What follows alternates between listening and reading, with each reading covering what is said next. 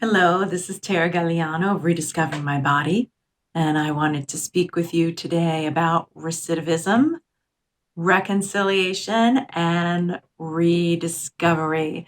So, I am 50 years old, and I know what is familiar to me. And what I recognize now is that familiar is not always good, and it's not always safe, and it's not always best, but it is just familiar. And I get that on the deepest levels. I was married for 25 years to an addict, and what is familiar to me being in that relationship is codependency and enabling. Words that in the past would just make me cringe, and now I just know they're a part of me. They're a part of many of us, and that we need to understand how to live with them and work best with them. So I'm getting that.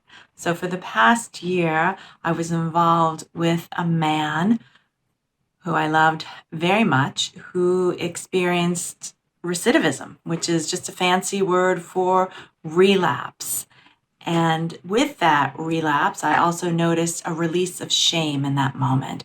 And we did take some time to speak about it, except we were on our way for a romantic getaway where there was a hope of reconciliation, at least on my part, for sure. And not so romantic, not at all. And my romantic overtures, in my perspective, were rejected. And there was nothing planned for the weekend except for this one thing, which was a rabbit hole of more addictive patterns. And it was eye-opening for me. And I learned so much about myself, so much about what I don't want, and so much about how I've shown up in relationship for most of my adult life. And now I know that this lover and my former husband actually were great teachers for me, because this story that I was enacting didn't begin with them. It will end with them for sure, as long as I stay with myself, but I'll get to that. And I just want to read you a quote to give you some context for what it is that I'm talking about. This is from the Tao of Equus.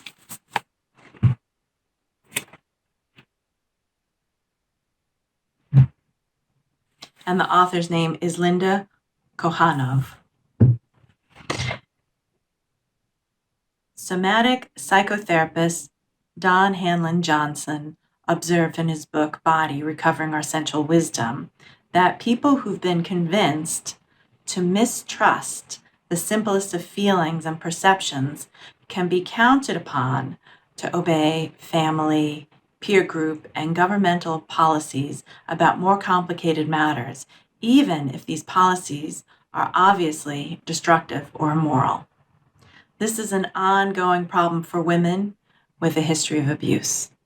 As little girls, they learn to be happy, delightful, brave, helpful, polite, even when they were sad, frightened, rebellious, and angry.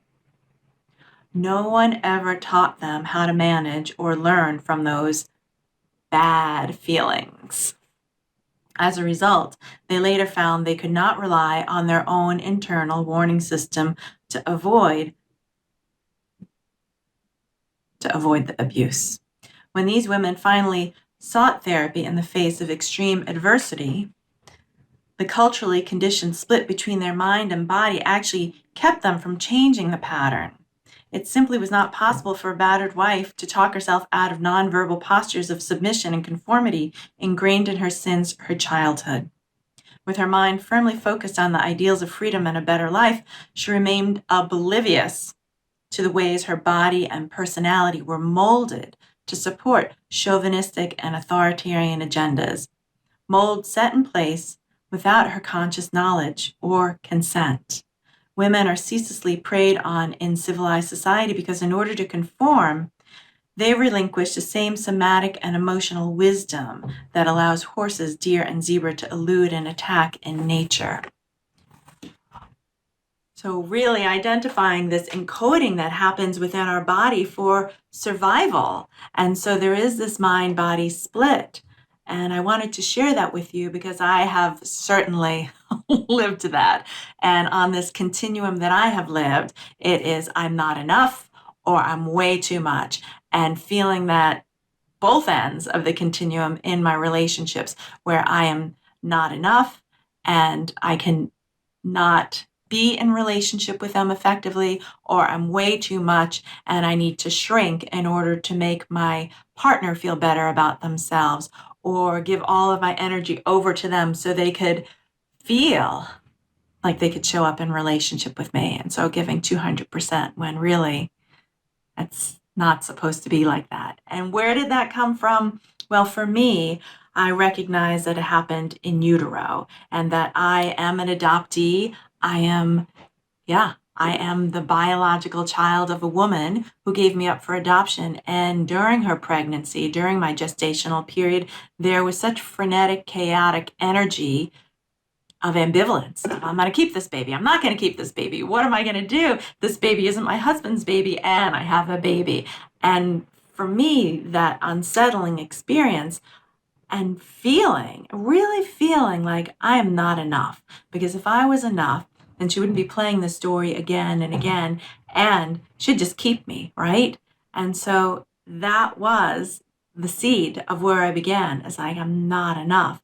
And then in my childhood, experiencing childhood molestation by a family friend and not saying anything to anyone for years later because I didn't know how the family system or my family of origin would be able to handle that. And so I didn't say anything. I just kept it to myself and reinforced that story of I'm not enough, because if I was, then I wouldn't have had this experience. And so every relationship pretty much afterwards, this cycle of proving and validating that I'm not enough, because that's what I was living into to survive. And it developed as codependency and enabling and just not showing up in my relationships and not showing up as me in my relationships. And what would that have looked like? Well, probably would have looked like I was showing up for me first. And I get that now. So after the 25-year marriage and after this almost year-long relationship, I feel like, okay, I'm getting things a little bit quicker. And it's still an excruciatingly painful road, as I am a relationship therapist, a certified sex therapist, and I counsel people. I counsel women to help them listen, know, and love their bodies. And still, I'm learning what that really means to listen, to know, because what I've experienced is that when I have a glimpse of knowing what is true for me, I need to prove it to the umpteenth degree till I get into the absolute drama of the situation where there's no turning back, where there are lies, lies of omission, betrayal, disrespect. And then I can say, oh, yes, this is true. I'm not supposed to be in this relationship. And then there's nothing. And it's painful and it's excruciating. And I've done that for the last time. I'm so done with that. And so cognitively, I can say that because I know about codependency and I know about enabling. And the difference is now I know in my physiology what it means to really embody that truth of I love me. I love me and I love me. Woo.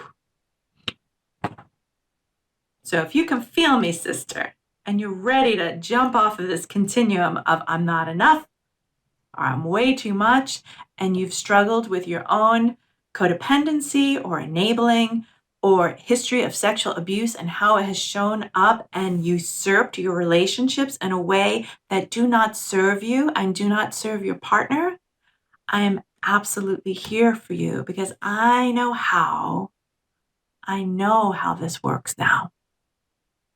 And it's not through our mind.